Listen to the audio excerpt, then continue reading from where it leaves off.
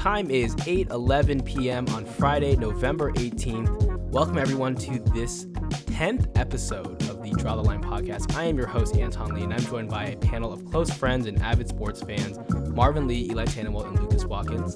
On this show, we cover developing stories and topics in the sports world, and above all else, we're going to draw that proverbial line in the sand on these subjects to provide different perspectives and points of view. If you don't like bias, well, this isn't the show for you. But thank you to all of those who are listening, however you are. We really appreciate the support. We're going to start things off with a topic that has sort of taken the world by storm ever since the MLB has proposed the idea of robotic or mechanical umpires to call balls and strikes, which may even make its debut in the MLB within the next few years.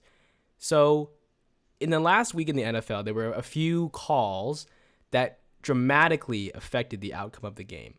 One was the Dallas Goedert missed face mask, which he fumbled the ball, and then consequently the Commanders, I think they scored a field goal on that. Am I missing something here? I think they scored a field goal, which actually ended up winning them the game. And then there was a no review on Gabe Davis's sideline catch on the Bills' last-second drive to force it into overtime. This is a real problem sports are facing. And especially as an NBA fan, I feel like more and more each season, I get more and more upset at the referees. So I want to kick it to you guys. You guys can decide who goes first. Do you guys think we need robot referees or robot umpires? And tell me why. You know, I think that there's an opportunity for it. The way that they judge offsides in soccer around the world has become a mechanical thing where they can actually draw a line on the field and basically create like a 3D model of the player and actually say, you know, well, this player's head crossed the line before the ball did. So I think that if the NFL decided to do it, they could probably do it very well. And they just haven't decided to do it. What I don't want is them to try to improve upon the system that they have right now via like replay review. Like if they were to take every play that was an iffy play and send it to a mechanical referee and then send it back, that is going to waste way too much time. I think with the Gabe Davis catch, that's like a good example because they called it a catch on the field and then they ran a play quickly enough to the point where they couldn't review it. And for game flow, you know, you don't want them to be able to review that type of play, if that makes sense. If they call a quick catch on the sideline and you're running a 2-minute drill, it just is boring to like have to replay a catch like that, in my opinion. You got to balance the flow of the game with the accuracy of the calls. And right now there's a fine line between those two, because obviously you're not trying to interfere with the game where it becomes unwatchable with all these reviews just for the sake of getting everything correct. And for the MLB, it's easy to say, okay, we can switch to robotic umpires because they already have all these pitch tracking technology. You can see exactly where the pitch crosses the plate. In the NFL and the NBA, I don't see this sort of implementation being possible, feasible. Well, Marvin, I think it's much more of a hypothetical question because you're right. There's maybe a few things you could have robots in the NFL. You could have it for the line of scrimmage. It seems pretty stupid that it's 2022 and our best way of figuring out how far 10 yards is two dudes carrying big old sticks with a rope between them. But overall, you're right. It would be decades probably before there's technology for a sport like basketball or football, and we're closer in baseball. But I think it's more interesting to like accept as a premise, we have umpire technology that is better than an in-person umpire for any sport. Is that worth it? Or is there something intrinsically valuable about having a human umpire in a way that just makes the sport less fun, less exciting, less fun to watch, less fun to play? I think having a real person that you can. It is fun to be able to hate the referees. I have to say. Okay, Or I'm gonna look jump at a in here. referee and be like, wow, this I'm guy, jumping in here. they I'm blew the saying game. there's no way it's fun to hate the referee because you only like the human error aspect of it if it goes your team's way. If it doesn't, you're just infuriated. You just can't believe that. I think if you asked NFL fans, they think calls go against their own team 75% of the time. It's Definitely. true. Okay, I give you that. That's probably true. As a Browns fan, as a Cavs fan, I can't believe any call that's made against us. I don't believe it. I know. I don't believe umpires of any kind, including federal judges, right? Yeah. Oh, okay. That took a turn, but we're gonna steer things back on track here. The MLB, I think, is doing a good thing here with at least making the balls and strikes, which is a pretty objective thing at this point, right? Now, broadcast, they can draw the strike zone box, and now viewers at home are not just guessing at when the ball is a strike or when the pitch is a ball. I want to ask you, Lucas, as a pitcher yourself, do you think having this sort of, would you call it an advantage of having a robot umpire? Would that actually help you, knowing that maybe you'll get more calls because you're not worried about where the catcher is sitting, the framing of it, the reaction of the hitter? Yes, absolutely. I think for a pitcher, what I think a robot umpire does is it takes away a skill that is framing. And, because as a pitcher currently with a regular umpire, your job is not to throw the ball in the little zone. Your job is to make sure that the umpire calls it a strike, right? Because that is a strike or a ball. There's no objective thing that is a strike or a ball. It is a strike if the umpire says it's a strike. It is a ball if the umpire says it's a ball. So to be able to understand where an umpire's strike zone is kind of a skill in itself. If you throw a ball that's a little bit high and he calls it one time, you have to know that, I can expect that to be called again. Or say if he's squeezing you on the corners, maybe I can't throw that ball right there because I know that he's not going to give it to me. So that's sort of an aspect that is implemented today. And with a robot umpire, you kind of throw that out the window. And again, like I was saying, like the advantage that a catcher can give you is being a great framing catcher. So which side that are you can on? give you some balls. Which are you pro or against? I'm anti. I think that it is a learned skill that is a important part of baseball and an interesting part of baseball to watch. That is to understand an umpire's strike zone. So wait, okay, So you are anti robo ump. I am anti robo ump. Yes, I'm right, pro regular umps, and I do believe deep down that a strike is not the knees to the letters. Like, no, a strike is whatever the umpire says is a strike. Hey, when we get to our next topic, my boy, we'll see if you can tell us what a strike is. Wow. Eli, don't. Shots. Hey, what do you guys think about? Don't turn me against you. What do you guys think about incentivizing accuracy, like where referee compensation is tied directly to their accuracy? And Hey, you know I think what? That's a great idea. I kind of like that idea, mostly because it does put a lot of pressure on the referee. I think that's maybe one thing that the referees don't have, which is like this external pressure to perform. I think refs already are under as much pressure as they could to make the calls right. What is the financial incentive change? Because if the NBA, if they don't make the calls that the NBA wants them to make, then they're going to get fired. Oh, okay. But they're not going to get that extra under the table. Yeah, money. if let's say hypothetically, I'm trying to be corrupt. How do I bribe a robo ump? you have to It takes out all the fun out. You gotta slip him a USB. Like, hey man, check out this, bro. Some Bitcoin. Yeah, give him some Bitcoin. But that is an interesting point, Eli, you bring up, which is, are referees being scrutinized too much? This is the side for referees. I for one am for robot referees, but in the case for human referees, you got to be honest. Virtual replay and instant replay, all those sort of things have made every call.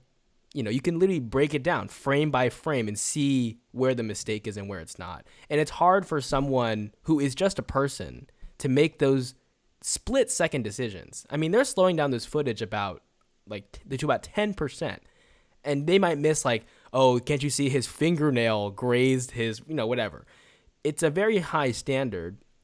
But do you guys think that if professional athletes are being held to that sort of standard, when the rules are being enforced against them, that referees in that same respect, must be held to a professional standard?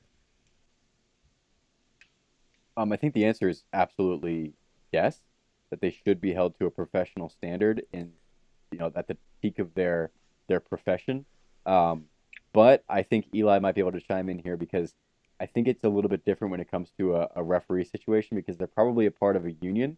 Um, am I correct in that? And I think it's hard to scrutinize on performance. So When it like the comes way to it that works type in of the situation. MLB is it's extremely difficult and extremely competitive to become an MLB umpire. Like it takes a lot of training, and a lot of people are going for this actually, and that are trained in the minors and do this and do not make a lot of money for a lot of years. But then once you get into the majors, it's very difficult to lose your spot. So a lot of the best umpires in baseball are like in their 30s, have just come up, and the worst umpires are like 60 and are unfireable basically. You can give them worse games, you can take them off the World Series, but you got to keep them as umpires. Well, I guess they're like tenured in that sense. Yeah, exactly. So then what do you guys think about the MLB and I think the World Series? They released those charts that showed the performance of the umpire that game, like how many missed calls, what happened because of the missed calls. And I think there was actually an umpire that called a perfect game, like a complete perfect game, didn't miss a single ball or strike. Do you guys like that? Eli, you're as someone who's sort of defending human error here. Do you think that that's unfair or unreasonable? I think it's reasonable. I think it's fine to look at in retrospect. I think that's a separate idea than that there should be some error, that some error is allowable. I think analyzing error in retrospect is different. Well, okay, I guess we'll just table the referee discussion for right now. I feel like we kind of talked in circles about that. But speaking of errors, man, Josh Allen had a rough weekend in Buffalo. Probably game of the year. I didn't watch the game. I watched the replay, but it was fantastic. Just so many great plays, play after play made by both teams. Just two heavyweights slinging it out. And that Justin Jefferson catch, man, is that catch better than Odell's three-fingered catch? Is it really? Just think about the stakes, the moment, 4th and 18 on the road.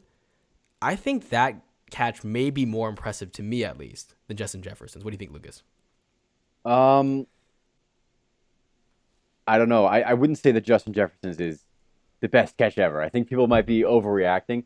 Partially why though is I think that like Odell's catch is fully Odell, right? He did that crazy backflip move and caught it versus I think there's a little bit of an aspect to luck when it came to Justin Jefferson's catch because the DB had two hands on the ball and Jefferson had one, and if he was to just let go of the ball, right, that's coming out. So it was kind of like. You don't think it takes skill to take the ball away like that? No, that shit was all luck. it absolutely does take skill, but if like you remember that catch that happened at Stanford where the guy caught the ball around the other player? Yes, and in the end zone. Yes. Right, in the end zone, yeah. And that's like one of the best catches ever. I don't know, like I think when you use someone else, it's not as pure of like athletic catch. Well, listen, none of us played It's also football. It was a lot more beautiful. The OBJ catch, it just looked so stunning. Him and that still shot arched all the way back. You can't really take a still. Well, Marvin, of that. You're the That's only just one catch. who's actually played football out of all of us. Yeah, I heard Marvin was getting D1 offers, low key. I remember that. I remember hearing about this. I remember, was it Alabama? Or was it Clemson? Alabama State Community College, baby. ASCC. Yeah, Marvin. I mean, do you think? Okay, let's say you have a chance at $1 million. Would you rather try to attempt the Odell catch or Justin Jefferson's? Justin Jefferson's. Justin Jefferson's. Wow. The DB is doing half your work for you. Look, He's okay, catching the ball. The You're catch just kicking it for itself, DB. the catch itself is harder. Like it's a more impressive catch in of itself. But like here's the hypothetical. If OBJ had made that catch, the exact same catch, the exact same ball in a preseason game, will we care as much? No, but I don't think any. No. You can apply that to anything. Hear me out. Right? You'd say no, right? So clearly the stakes of the actual play in the context of the game matter in terms of how cool of a catch it is. Fair. So in this case, it's 4th and 18, and he makes that catch. Like that has to matter more than just the physical skill required to make the catch. Okay, that's fair. What I mean, hold on. We're getting sidetracked. We're not here to talk about Justin Jefferson and OBJ's catch.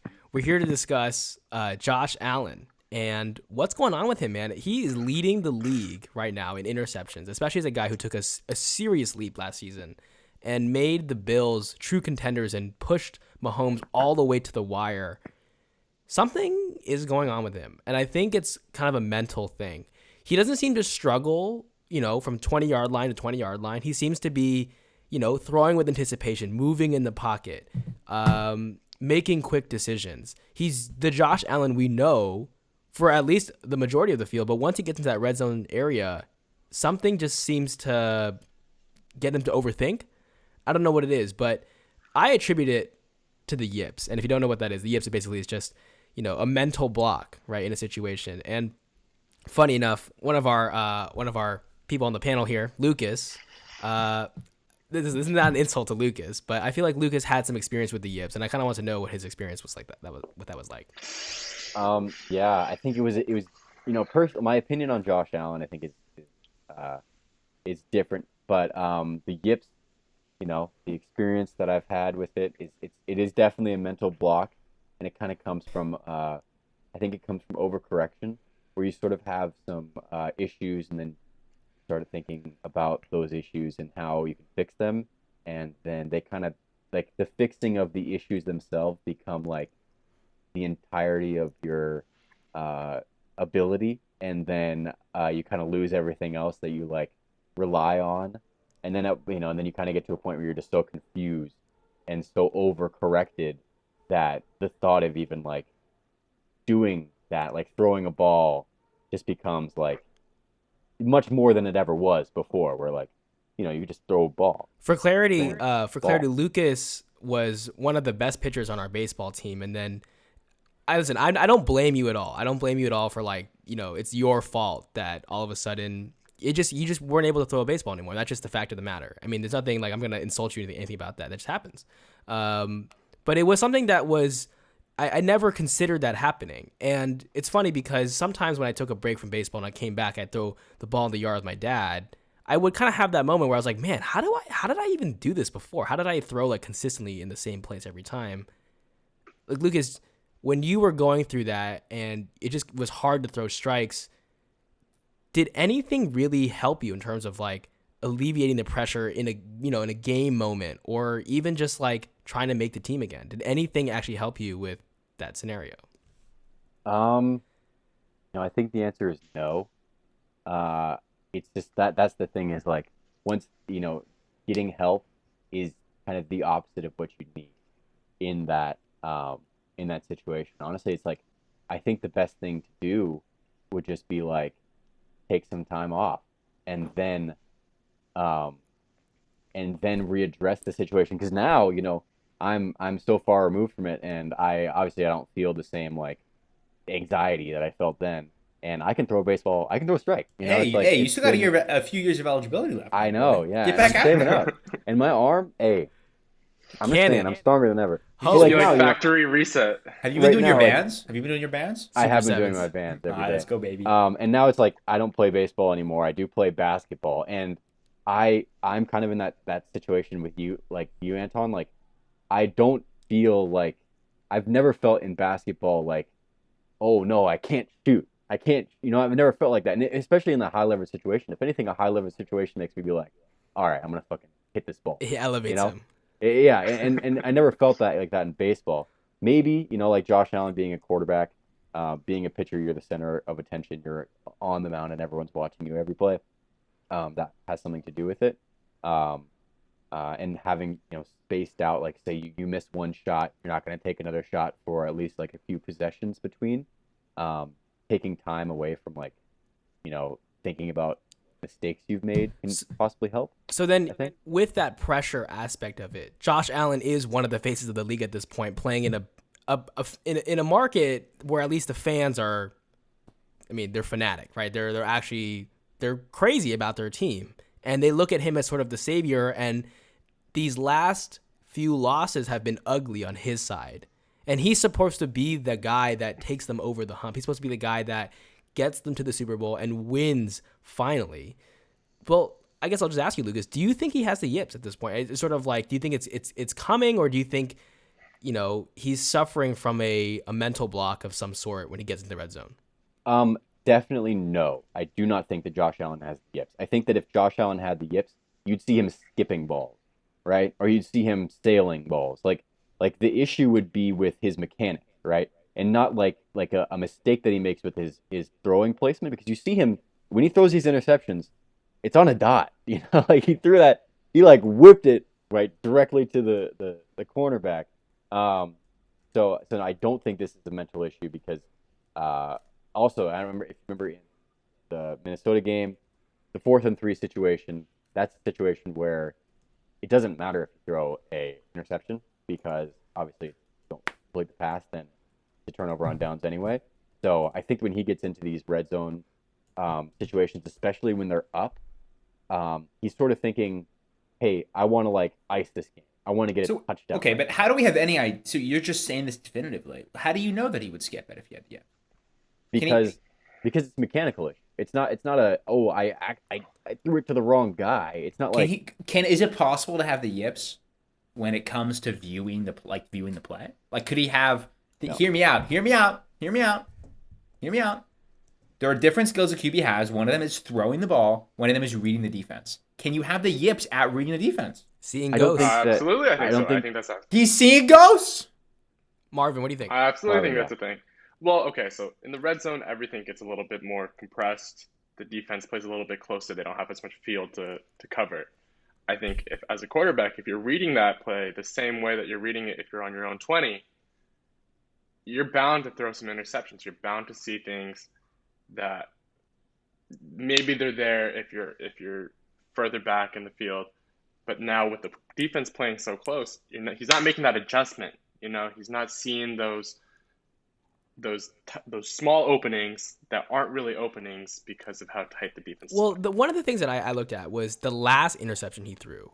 I mean, Patrick Peterson was all over Diggs, was it, that he was throwing to? Or was it Davis that he was throwing to? I can't remember. But he was smothered. He was smothered, and he just threw it right to him. And I looked at that, and I was like, that was like a Baker Mayfield level throw. That was a throw that you'd be like, I don't know what you're trying to do. You're trying to play hero ball. Like, just, I don't know what he's trying to do. So, Marvin, I see your point about, maybe they run the same kind of play, but I'm not sure they're running the same kind of, play, like, with 80 yards to go versus 5. So, the Josh Allen thing's a little bit of a mystery. I honestly think that he can work out of it. I'm not going to count the Bills out by any means. They're a good team. They're a good football team. They play they have an incredible home field advantage. The Browns are going to get stomped on Sunday. They're playing in turf. It's just going to be a bad look. The Browns are just going to get crushed. But speaking of the Bills, we're actually going to move to our next segment, which is the Bills draft update. So I don't know if you guys remember, a long time ago, we had done a draft where we basically picked teams in the NBA, declared whether we wanted their wins or losses, and every time they won or lost, we got a bill. For example, I picked the Spurs losses. So every time the Spurs lose, I get a bill or a point. So just to run down the teams again, I have Spurs losses, Jazz losses, Nuggets wins, Suns wins, Pacers losses, Wizards losses, Hornets losses, Trailblazers wins, Timberwolves losses, and 76ers wins. Lucas has the Magic losses, Bucks wins, Warriors wins, Thunder losses, Pistons losses, Cavs wins, Clippers wins, Heat wins, Hawks wins, Nets wins.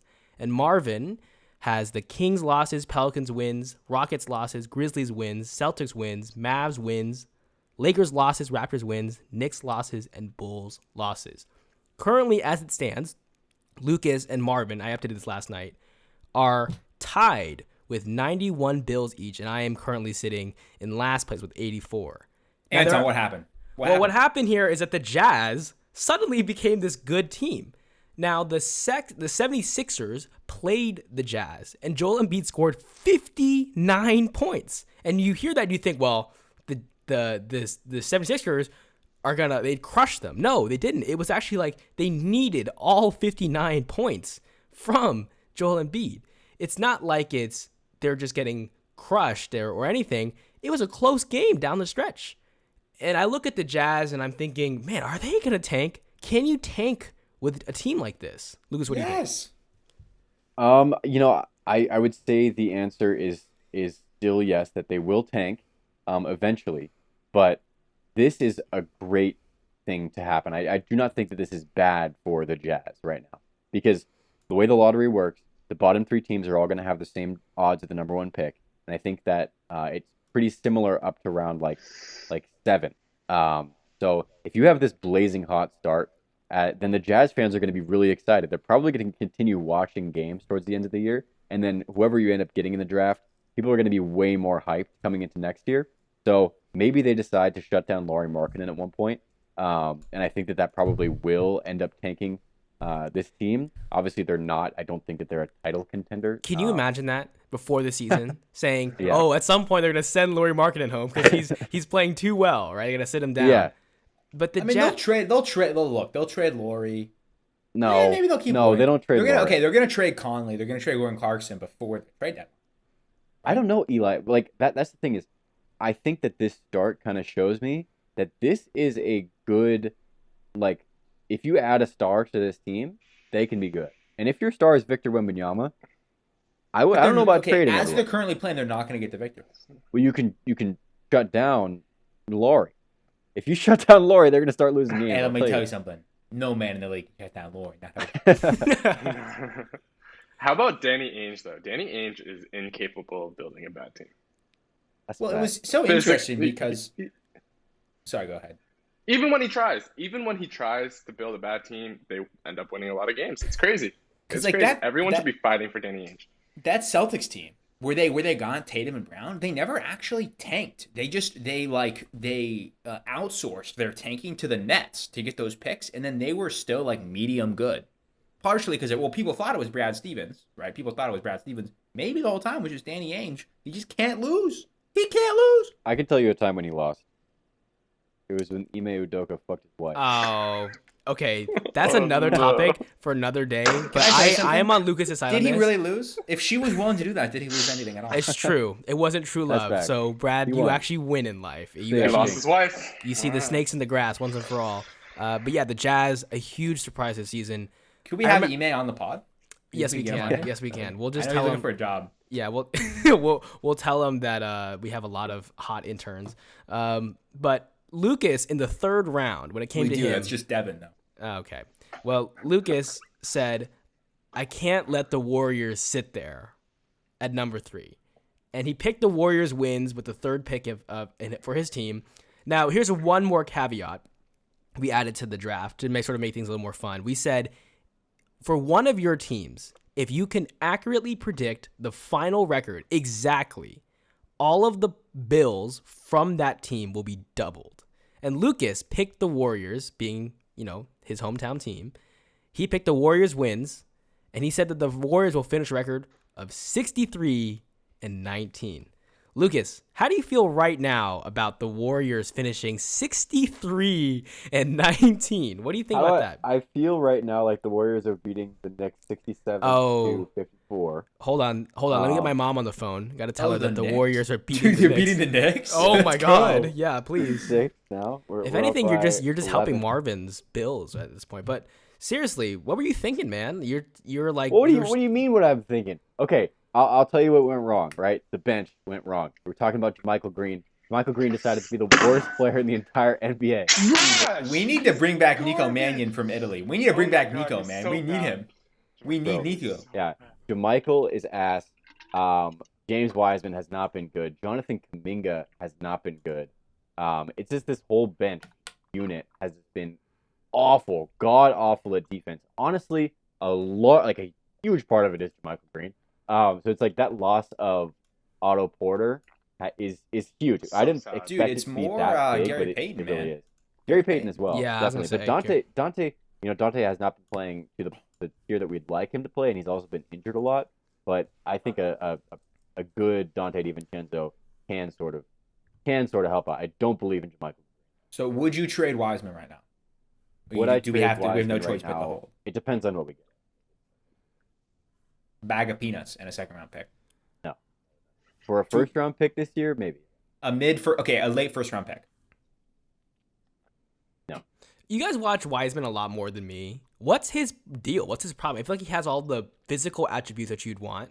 I feel like he has some of the tools, the athleticism. Is he just unpolished? What's his deal? He can't pass.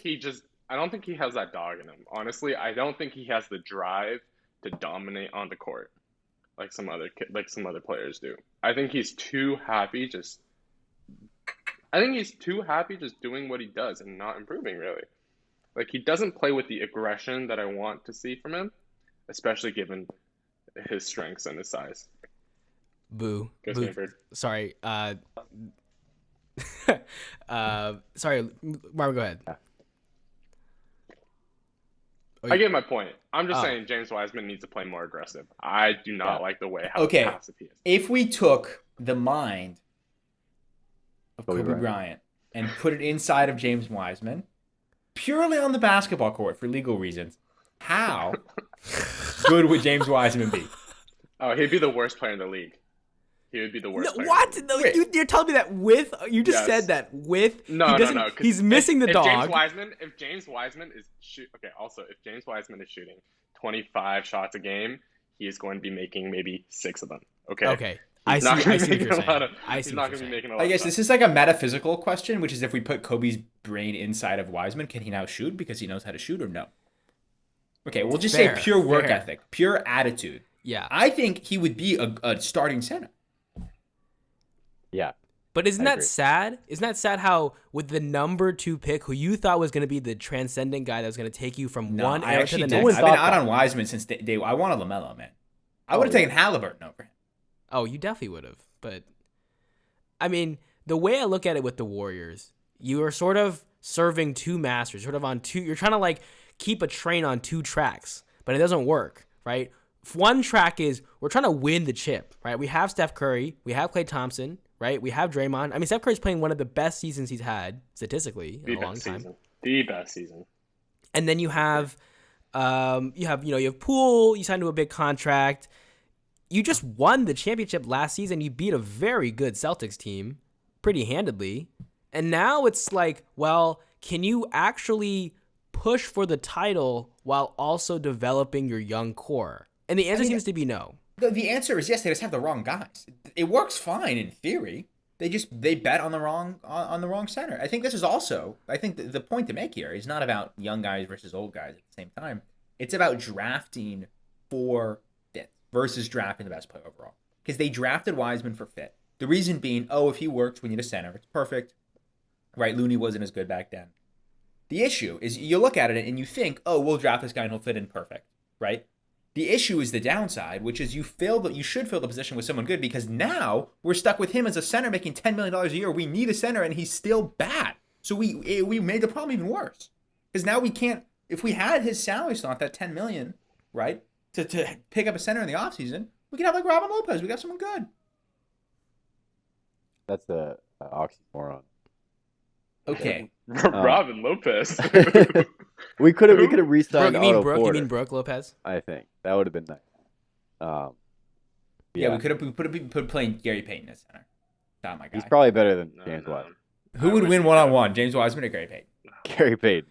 Of the 3 guys you have, Kuminga, Moody, and Wiseman, which do you believe in the most? Moses Moody. Right now, Moses Moody. I think Moses Moody. I think Moody for what? Who's most likely to be a starter or like an all-star? Just a good player, a consistently reliable player, like everyday kind of player. I mean, we're not expecting anyone to be like an all-star at this point. Yeah, I think with Moody, it's like you see him on the defensive end, and he is giving his 100% effort every time, and you kind of don't see that with Jonathan Kuminga.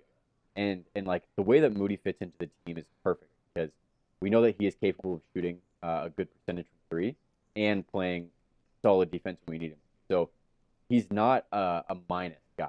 He's not a guy that you kind of like, if he doesn't have a good night tonight, then we might be screwed because he just plays a role very well. So I definitely think that he can continue to develop in that role. We've also seen him when it comes to needing to like take on like a primary playmaking position in the G League. He was averaging 30 plus points per game in the G League. So I think that his ceiling is actually very high, and his floor is. I wouldn't say his ceiling is as high as Kuminga's, but it's close, and his floor is much higher. One of the things I noticed about the Warriors is that Poole hasn't been quite what you want for someone that you signed a 4-year, $140 million contract. Don't worry, Eli. So basically, one of the things that I sort of listened to recently was Draymond was talking about how when On the Draymond Green podcast? I mean, it might have been from this podcast, but really I heard it from Kenny for Hey, Real. from one podcaster to another, man's got to work on his craft. Yeah, he's in. We're both in new media, so I guess we're all the same. Are we the new His media? camera angles are just not it. He records his podcast like this. Well, he's just great. Hey, I've seen on his Snapchat story from a few years back, he knows how to work those angles, all right? Oh, okay. So I just need to see that reflected in the podcast. Oh my goodness. Well, anyway, Draymond basically said that when the Warriors were really good, it was really hard to play against them because the Warriors played two kinds of basketball. One kind of basketball was when they had Steph Curry, and there was another kind when Steph Curry was not on the court. And it was hard for teams to game plan because it was so difficult to figure out what to do in either situation because they play such a unique brand of basketball. But now Jordan Poole, they say, plays just like Steph Curry. So it's kind of like playing the same way in both scenarios with Curry on or off the floor. Well, it's like the Cavs. They have two styles of basketball. They can play with LeBron James, or they can play and go 11 and 60. Good. Yeah. Okay. With that, we're just quickly talk about the Cavs. Just very quickly. I'm gonna just go my 1 minute thing. The Cavs, man, started off 8-1, took a slide, won a very uncomfortable game in Cleveland. They beat the Hornets. They blew a 10-point lead with 52 seconds left. Went to overtime, forced double overtime, eventually win, only because Kelly Oubre fouled out. He had 34 points. Can you believe that? Kelly Oubre and Mason Plumlee were just killing us, but luckily they fouled out and they couldn't put anything together in the second overtime. But the Cavs, man, young team, still trying to figure it out, but I still have a lot of hope in them. Quickly, what do you guys think about the Cavs this year? Anton, do you think they should trade for a wing? I definitely think so. I think that's the biggest question mark is like, what are you going to do at that Caris LeVert position? So it's Caris, and you guys have a pick you can trade? Or what are the assets? I think we probably package Caris and Isaac Okoro or something like that. I mean, really, we had this guy named Dean Wade on our team. He's like 6'10". He can play defense. Right? He's just been injured, right? So maybe we're just waiting for him to come back. He was actually somewhat important, but, I look at the Bulls. I'm like, hey, yo, what if you just slide a Zach LaVine real quick? That would be insane. I'm just saying. Why would they do that? Because, listen, the Bulls, I don't know what they're going to do. What are they going to do? The Bulls right now, looking at the Bills draft, the Bulls are currently sitting at 9 losses, man. That's a lot. You're getting in that position where it's like the best case scenario for the Bulls is a play-in situation. And that's not what you traded Vooch, trying to get Vooch for, sign Zach LaVine to that contract. Maybe if you're the Bulls, you're like, we got to sell. We're done. I think that pick might be the highest value pick in the Bills draft. That's a great pick. The Bulls losses at the very end. Myself for that one. I think, honestly, one of the best ones might have been Pistons losses. That was a great pick at Lucas. That was easy. Kings losses, first pick, Marvin. That was tough, bro. It seemed to start even though I flopped those two first picks. Actually, no, the Pelicans wins wasn't even a flop, but the Kings, that was a flop. But I'm still tied for first place, though. Hey, yeah, tied for first place. What you gonna say about that, Anton? Well, it's a long season. There's only like 70 more games to play, Marvin. So we do an expansion draft. Let Eli. Yeah, Eli play. Yeah, Eli can pick like anyone outside of our first 5 picks. No, that's not gonna work because I have like all these like money picks at the end. Anyway, we'll talk about more with the Bills draft as things go on, but we're gonna wrap things up for the sports side of things and go straight into a non-sports topic, which is our meal draft. Right now, we're gonna go around and we're gonna create a meal, picking a main dish, a side dish, and a beverage. Yeah, Eli?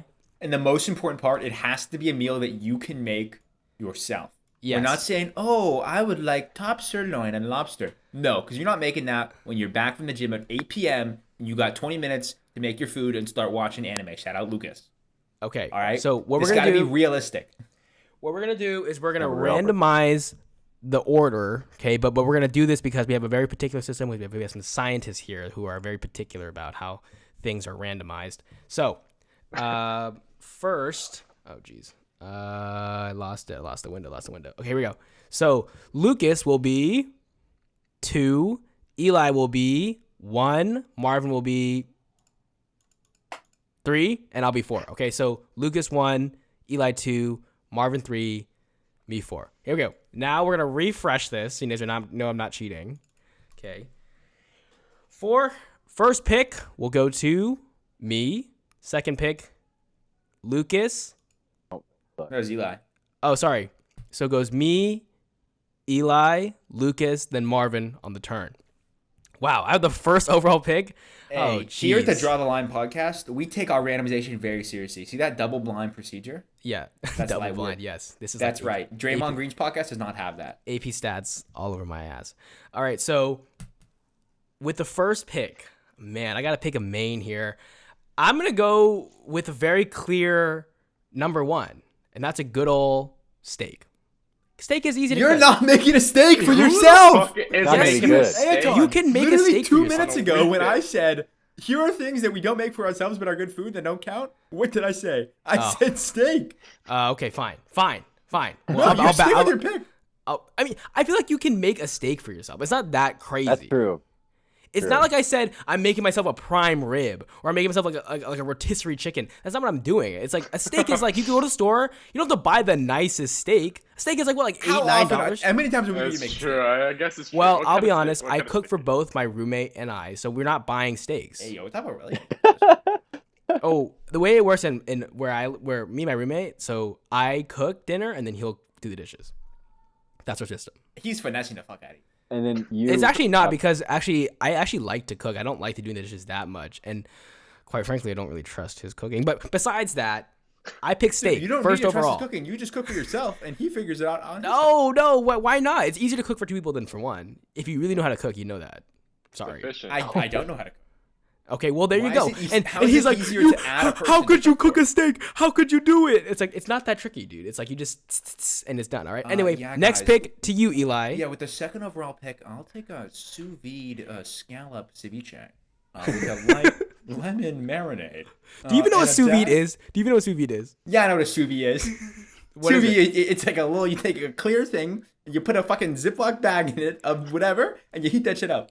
Okay, fine. Fair enough. Okay, what are you picking? You can't pick the sous vide fucking Anton's ceviche. like, oh, it's sous vide for my You roommate all can't the pick the time. sous vide ceviche. You gotta pick something Hey, else. how about you sous D's, all right? How All about you right, sous okay. D's, all right? Eli, you have a shot clock going on right now. You gotta pick. You gotta make Number something 2 good. overall pick. Controversial. I'm going Bev in the first round. Give me Wow. a beer. Give me a beer. Beers. A choice of the people. Give me a beer. What kind the of rest beer? of my meal is set. And once I got my beer, that's all. What I kind can of say. beer? What kind of beer? Dark. Can I take IPA? all beer? No, you You gotta make pick, me pick my beer. pick a beer. All right, I'm going with a Coors Light. Coors. What? Coors. Look at this Light? man. Look at this man. This steak man over here laughing at a Coors Light. What's wrong with the Coors Light? It's fine. You know what? Fine. I The won't. Mountain's blue. Do you drink it with the mountain's Mountain's blue. Mountain's Oh, gotta be mountains blue. gotta be blue. Mountain's gotta be The blue. mountains weren't blue. This would be off the board. Blue mountains. All right. You know what? Luke. You know what, Eli? Fair enough. You take the beer. Lucas, what are you taking with the third pick? All right, I'm going with a crowd pleaser here. Give me a DC. Diet D- Coke. Diet Hey, Coke. hey, Diet Coke. Listen, I'm a Coke Zero Diet. guy. I know you're Coke Zero. Coke Zero is the way to go. I feel like Diet Coke has I like a. agree. And you're picking Diet Coke. You don't think you could have gotten Diet Coke later? I Oh could have. my- I just I can't You think of pick- anything else. Okay, listen, Only we have Diet Coke. a steak and then 2 bevs at the next 2 picks. All right, fine. Marvin, you got 2 right away. Go ahead. You know, as a main, old, reliable, quick, salmon. Salmon. Okay. You throw some mustard on it, right? You throw some mustard on it. You throw some dried dill on that. You pan sear it. You pan sear it 5 minutes and it's done. 5 minutes and it's done. You don't need anything crazy. You don't need to marinate it. You don't need to tend to it that often. Skin side down. 3 minutes. Flip it over. 2 minutes. It's out. Perfect. Oh man, Delicious. I can't hear anyone. Get another pick. Oh, Mark. Anton, can you hear my us? second pick. Did we lose you, Anton? Damn, we lost Anton. He's gone.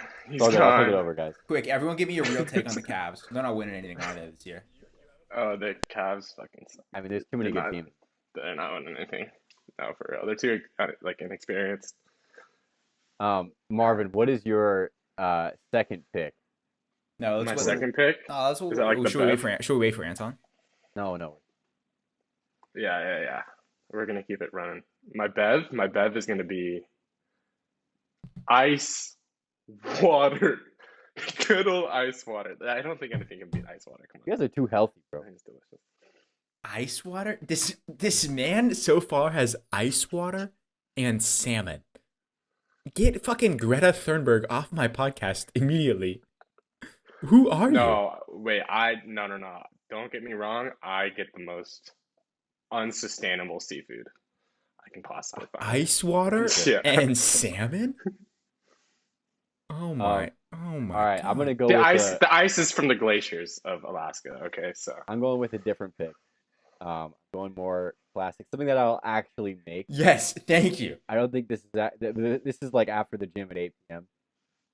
Give me a turkey I swear to sandwich. God, I make that. Panini press that bit. All right, walk me through the panini press. Walk me Right. through. Walk me You through. you have a panini press? You There's a have panini I press don't in my know. house in Santa Barbara.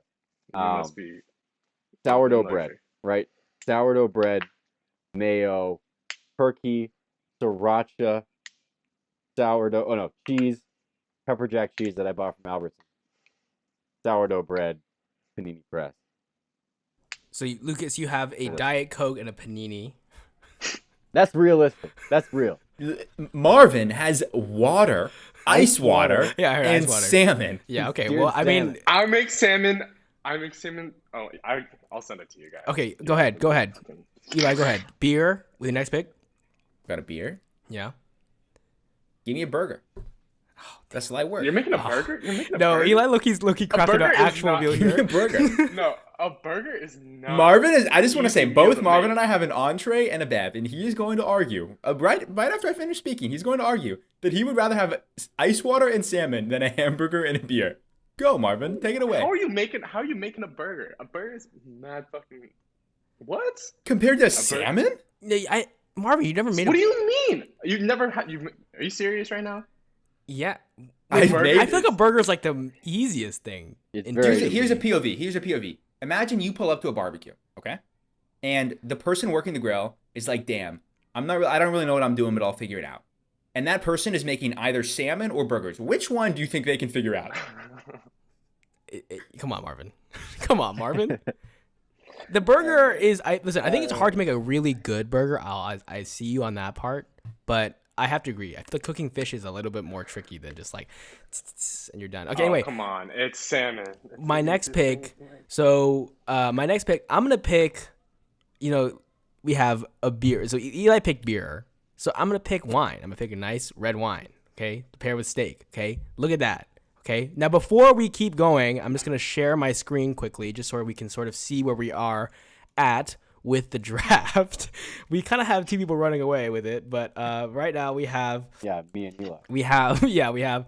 I have steak and red wine. Eli has a beer and a burger. Lucas has a Diet Coke and a panini. And Marvin has salmon and ice water. No one has picked any side dishes yet. I'll just say this. I cannot wait for the day when Lucas is a divorced dad, because I know he's going to be cooking up heat for his kids when they come over. Give me the panini, The panini, the Diet baby. Coke. That's delicious. Well, Tell me anyway. you're not gonna like it. I Hey, mean, I would eat that it's up. fine. It's I still, would eat that up. it's tasty, but okay. I'm gonna keep going here. I'm gonna pick God with my side. I feel like it's just easy, nice, easy. I don't want to say mashed potatoes. I think that actually is a little bit tricky, and I wouldn't make that for myself. That's a lot of effort. I don't want to do that. So I'm just gonna say a baked potato. Baked potato is very simple. Kind of can do whatever you want with it. You just gotta rinse off the potato, poke a few holes on it. In the oven, 350 for like an hour and a half, and it's done. And then you put butter, sour cream, bacon bits, whatever you want to do. It's done after a little bit. So Wait. You say it's done after a little bit. For your food that you just said takes an hour and a half. well, okay, fine. It's like you just have to. What is he doing? Marvin has like Hey, Brussels yo. sprouts. Hey, Marvin's yo. pulled out some fucking Yeah, roast you know. potatoes on the stream, bro. What the hell? All right, well, shout out to Marvin, Chef Marvin over there, actually cooking. Hey, Marvin, bring him back. No. Bring him back. Don't Bring make him my back. man get the cast You're iron. back. flaming my Bring it salmon. back. You're flaming my salmon. Okay, so hold on. Let me just finish my pick. Got here. some rosemary in there, bro. Let me. Yeah, some time. Hey, give me the rest. I'm gonna pick the baked potato because it's so versatile. You can do anything you want with it. You can basically, and it's easy. You don't have to. You just put it in the oven, don't think about it, and then it's done. So I got steak, red wine, mashed potatoes. I'm sorry, not mashed potato, baked potato. Kicking it to Eli. Go ahead. Right. Anton, very respectable. A. Give me some pre-frozen, pop them in the oven, sweet potato fries. That's light work. You want the okay. Well, I'm not making. I'm not gonna act like I have a deep fryer in my house, even though some of us have a sous vide, I guess. But let me say, it's a You nice, brought up easy- the sous vide. You brought up the sous vide. Oh, Not me. I'm a man of culture. Okay. See these? Do you who that is? That's Van Gogh, my boy. Fair enough. Van Gogh, he Hey. would support a sous vide. He's French.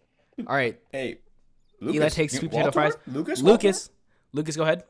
I'm gonna go with those fake Takis from Trader Joe's. Fake Trader Joe. You ever seen those, like Takis. the Good. rolled Those are ice good. cream chips? We're talking about like Those things are taquitos. fire. Okay. All right. Okay. Fake Trader Joe Takis. Marvin, to round good. everything out, Marvin's got salmon. He's got ice water. What could possibly tie us all together? I think Marvin's got something cooking. What is it, Marvin? The You pressure. already know what it is. It's nice, nice bowl of white rice. How are you gonna? Oh my. How are you not gonna? How are you gonna go Okay, wrong so with that? Marvin just described the peasant dish of like a Chinese fisherman. Salmon, white rice, and ice water. Any meal he could have made for himself, and he picked plain white rice.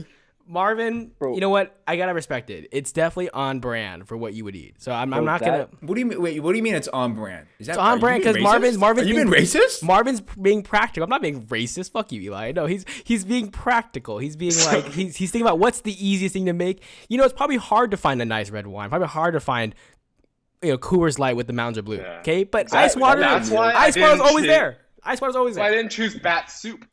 That's That is the meal where you get home from school and your mom is making that shit. You're like, fuck.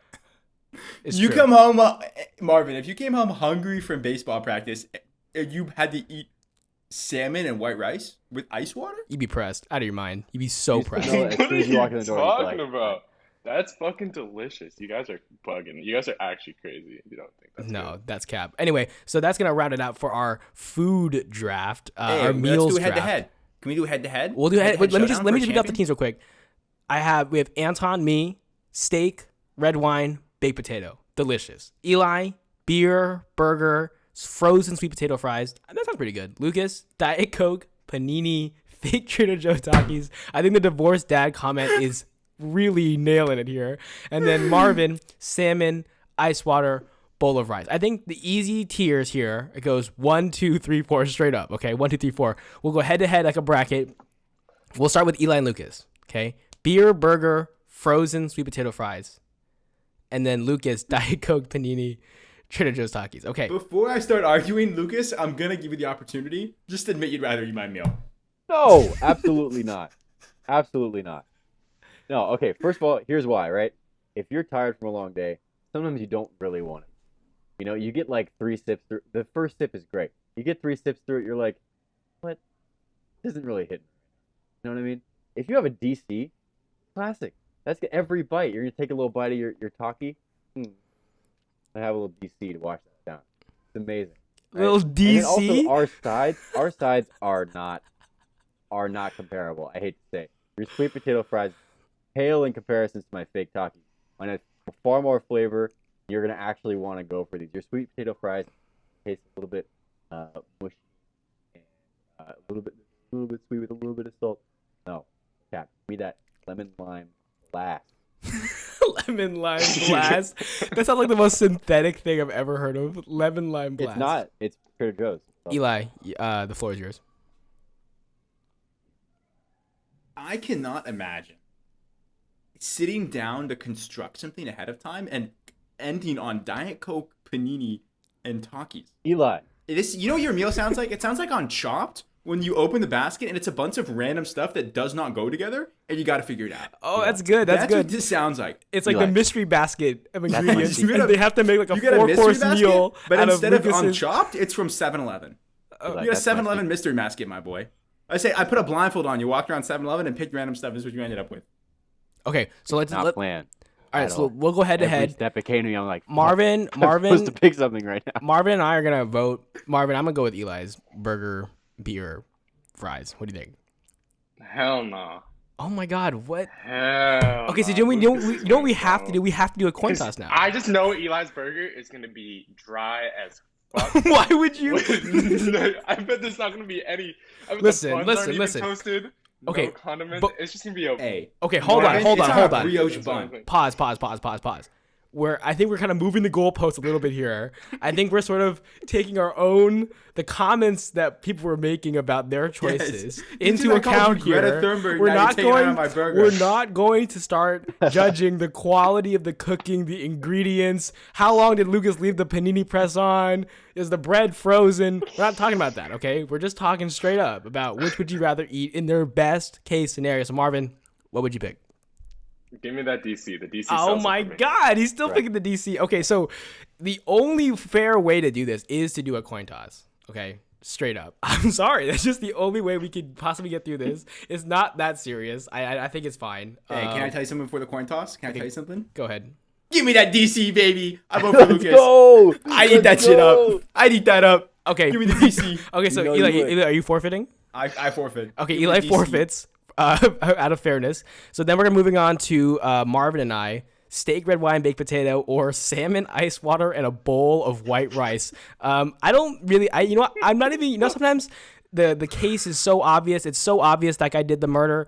The defense rests, bro. I don't need to say anything. Go ahead, Marvin. What do you gotta say? Go ahead. We're waiting. We're waiting for you to defend the salmon, ice water, bowl of rice.